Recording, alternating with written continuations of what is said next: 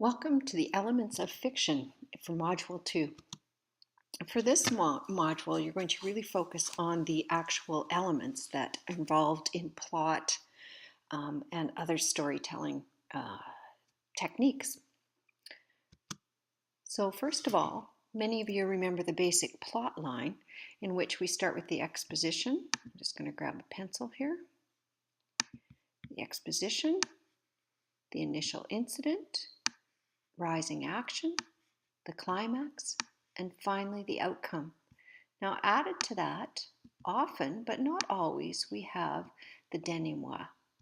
So some of you may have seen the plot line that looks like this. Whoops. Going like that and like that. As you study the elements in your module and in your textbook, I want you to really pay attention to these concepts.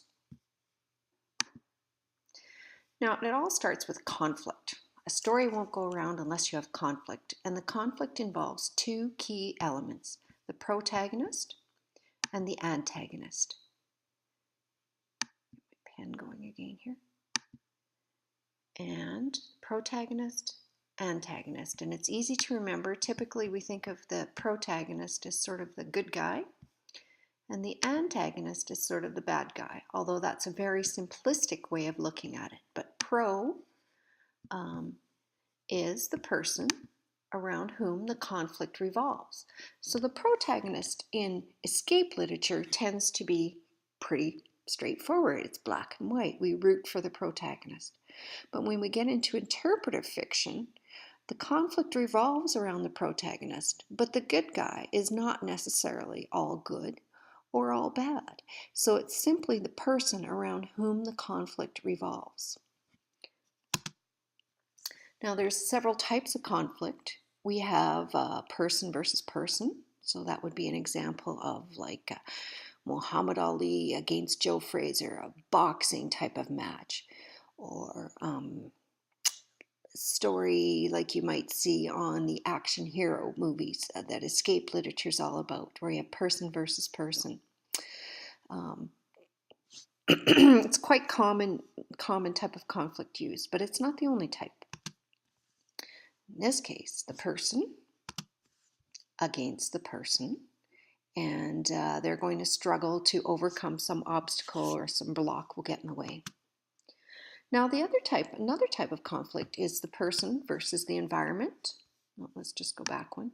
The person versus the environment. So for example, a story where the person's caught in the wilderness. That's usually the most, in escape literature, often the environment is simply the wilderness. But as we get further and further into interpretive literature, you have to take environment to have a deeper meaning. Environment can be the social structure around you.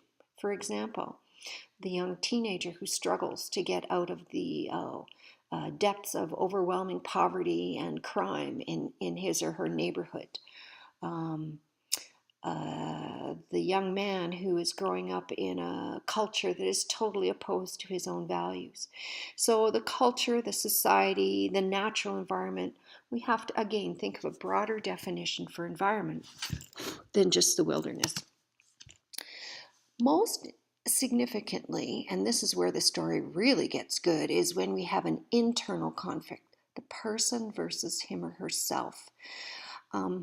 I think most good conflicts involve this part. It's where we really see the character grow. We see the character try to overcome something within him or herself that prevents the protagonist from reaching his or her goal. Now, a lot of conflicts are a combination of all three. We have the self, the person, the environment. It's hard sometimes to say that a conflict is simply one or the other. But there will be predominant types of conflict again, but usually the self is involved in it. So it's all mixed together. You try to straighten out the elements and look for the parts that make that conflict even more compelling. Also, conflict can be physical, again, that physical boxing match, psychological, emotional, environmental, other. Another important element is the point of view. The point of view is simply the place in which the narrator is telling the story from. I like to think of it as, imagine you're the camera. Where is the camera when you look at point of view? We look at it from 3 different angles. We look at the person, the perspective, and the time. Now, we also look at the narrator. Is the narrator naive, just doesn't know very much about the real situation? Is the narrator reliable, or is the narrator unreliable? Now, for example, if you were to take the story of Once More to the Lake, which, although I know it's not fiction, we're going to use it for a moment, we can trust that E.B. White is a reliable narrator. However, if we were to tell that story from when he was like 103 years old, especially if he was failing in memory, we might consider him an unreliable narrator, or less reliable than that. The story, if we were to do the play Death of a Salesman, in which Willy Loman is on the brink of a nervous breakdown, he's an unreliable narrator. So we have to look to other characters within the story to verify interpretations. Now we also have types of point of view, the reporter, the camera. The first one is the omniscient. And I think of omni as meaning, I'm just going to highlight that word for you, omni, meaning all. So all powerful, all, and scient is to do with the word seeing or view. So omniscient means you're all seeing. That's as if you have the camera and it can hop inside your head, it can hop inside your friend's head, it can hop inside many characters. So we see conflict, we see the action, we see what's happening from the point of view of many people. And not only do we get to see what they do, we also get to see what they're thinking and feeling. And that's the important difference between the omniscient and the third person that we'll talk about in a second.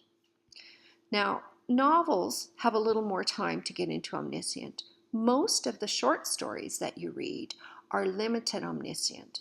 That means they're all seeing for 1 or 2 characters, and they repart the thoughts only of those characters. Again, short stories don't have enough time to really do a good job of getting inside the minds of other characters. And really let us have a good solid look at them. So they tend to focus on limited omniscient, 1 or 2 thoughts and actions. Now, the third person objective is the roving camera. In this case, you can only report actions and cannot report thoughts. So that's the difference between omniscient and objective. The camera can hop from ear to ear to ear, but cannot get inside the head to actually read the mind. So they can hear, they can report, but they cannot get inside and interpret the thoughts. Now, a good way to think of it is if I was to interpret, let me just think. Okay, if I said Jane was sitting in the front row of the classroom. She stared down nervously at the test paper on front of her desk. Versus Jane sat in the front row of the desk. Her eyes glanced downward. Her hand trembled as she picked up the pen. Her feet tapped the floor incessantly. Now, the conclusion might be that Jane is nervous, but I can't get inside her mind and read that. So the first one, where I could say she said she felt nervous, that's interpreting her thoughts. But when I can only interpret her actions, it's left up to the reader to determine that that's nervous. So that's the key difference. The first person is the easiest one to pick out. As soon as you see the point of view using the I point of view, you know it's first person. So take the example of Jane at the desk. If it said, I sat down at my table, I looked nervously at the table, I sat down in the front row. I nervously grabbed my pencil. My feet twitched. The fact that I'm using I or my means that it's first person right away. And that means the story is only going to be told through my eyes and my thoughts, my feelings. Another element is irony. Irony, there's 3 types that you want to pay attention to. Verbal irony, we most commonly refer that as sarcasm. Situational irony, the results are different than expected. So this is where we all know, none of us know what's going to happen at the end. And the reader does not know any more than one character. And then we have dramatic irony. This is where we, the reader, the audience, we know what's really going on, but the character doesn't. So when something unexpected happens, it impacts the character. Okay, one more item to think about for now is symbolism. So think of common symbols around you. We know that a key symbolizes many things. I want you to just pause the video for a few seconds, pick a couple of the images you see on here, talk about what those symbols represent to you. Okay. Perhaps the $ represents money, wealth, power, prosperity. But to other people, the $ might represent greed, corruption, and so forth. The wedding rings. Commonly in our society, wedding rings are a symbol of a marriage vow, of a pledge to stay true to one another. Sometimes the symbol may, for others though, perhaps who have had a very negative experience or know somebody, the wedding ring might symbolize something very confining and restricting, and so on. So there's all sorts of symbols carry meaning within the story, and they're very important way of helping carry ideas. Now, theme is going to be the most difficult part to get to in this module in interpretive fiction, and it's really where interpretive fiction steps up to a much higher level than escape fiction. We're going to spend a lot of time learning about theme in this module, and page 2.4 in Angel has a lot more information on theme. In Module 1, we touched on it a little bit. It is what makes interpretive literature more critical than escape fiction. So theme is basically your central or unifying idea in the story, and it's the insight to life as viewed by the author. So interpretive literature is telling us how the author views life. Again, make sure you spend time focusing on theme as you read through the module. And that is a very brief introduction to the elements of fiction. Again, pay attention to these elements as you work through your module.